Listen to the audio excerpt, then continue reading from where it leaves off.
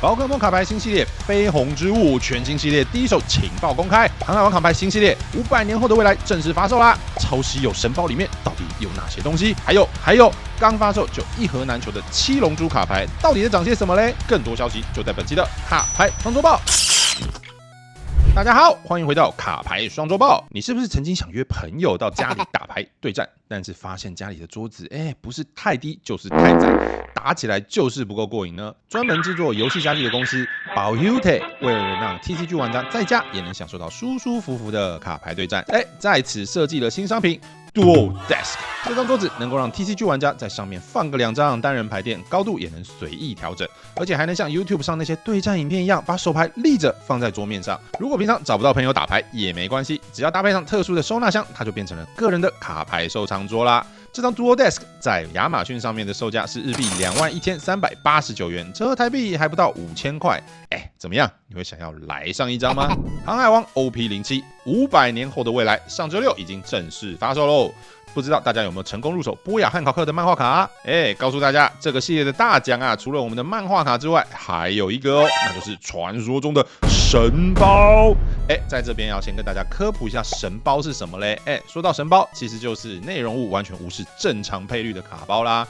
比如说，在先前宝可梦151的时候，就曾经有整包都是稀有全图卡的卡包；在航海王 OP06的时候，也曾经有一包里面有多张大头船长卡的神包出现过。而之所以能开到神包，不是意外，当然是游戏商故意制造给玩家们的惊喜，希望大家在开卡包的时候更为刺激，自然也能在社群媒体上有更多话题和曝光。这次500年后的未来神包看起来和 OP06 一样，也是有机会开到多张大头的哦。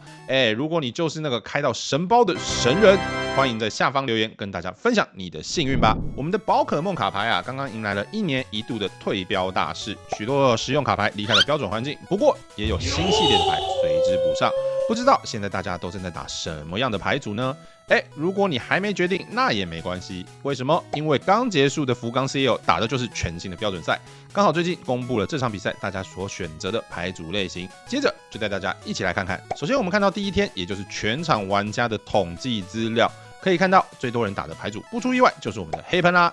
有接近30%的玩家都选择了这副热门到不行的牌组，紧接着则是古剑豹和放逐，都有超过1成的玩家选择他们。经过了一整天的战斗啊，淘汰了不少玩家。到了第2天，开始有点不一样喽。我们可以看到前2名的黑喷和古剑豹果然是技压群雄，2副牌组在第2天的占比都比第1天还要高。而第3名的牌组也从放逐变成了洛奇亚。接着就让我们看最终16强的牌组分布，原本很集中的状况，到了16强啊，忽然变得有点群雄割据的感觉哦。第1名虽然依然是我们的黑喷，有3副，不过和黑喷并列第1的居然是3副挡道卡比兽。这个状况，如果你光看前2天的牌组分布啊，真的是很难预料到。放逐和阿尔宙斯、奇拉蒂娜则是另外2副有复数名玩家闯进16强的牌组。至于在预赛阶段，我们看到一直很强势的古剑豹啊，最后居然是一个都没打进。看完福冈 CL 的各阶段状况，不知道大家会想打什么样的牌组呢？香港和台湾的 RL 也即将在3月份登场喽，祝大家五运昌隆！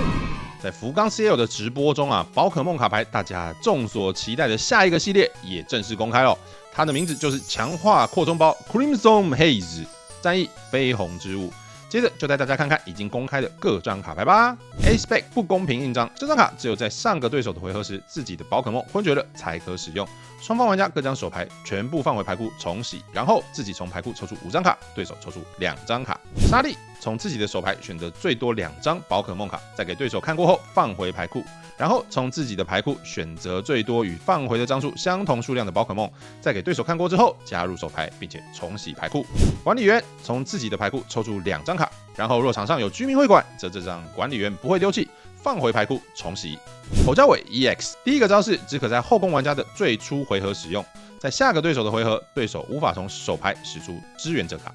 第2招咬碎，选择一个对手的战斗宝可梦身上附加的能量，并将其丢弃。菲欧娜第1招从自己的弃牌区选择1张支援者卡，在给对手看过之后加入手牌。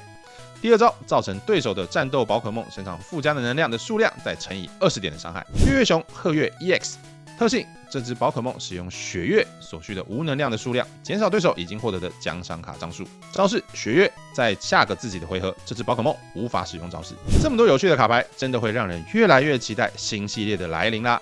强化扩充包绯红之物的日文版将在3月22日发售，中文版预计应该也会在3月底4月初吧，和大家见面。还有一小段时间，让我们一起期待吧。嘿，大家有没有看过我们本周上的七龙珠卡牌收藏指南这支影片了呢？我们这支片发布之后啊，七龙珠卡牌就开始了一波暴涨，不止一盒补充包从原本的1000台币出头，涨到了超过2000台币一盒。许多热门单卡更是涨个不停，我们就先来看看目前几张高价卡的价格吧。顺带一提，为了让大家更接近实际的交易价，接下来的价格采用的是美卢卡里网站上的交易记录哦。孙悟空 SCR 2星19万日元，孙悟饭 L 1星37000日元，黑悟空 L 1星22000日元，孙悟饭少年期 SCR 1星2万日元，孙悟空 L 1星12000日元，还有不少目前被认为是最强的绿色卡片啊，其实也都有蛮明显的涨价。我们觉得新游戏受到欢迎、涨价之类的当然是好事，不过如果价格这样一直上涨、一直上去的话，其实对想要玩这个游戏的玩家来说，构筑牌组的成本也会随之增加。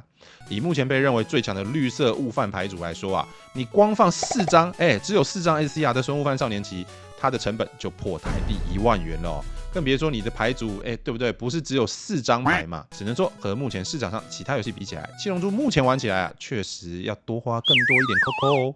以上就是我们这期的卡牌双周报，不知道大家最喜欢今天的哪一则新闻呢？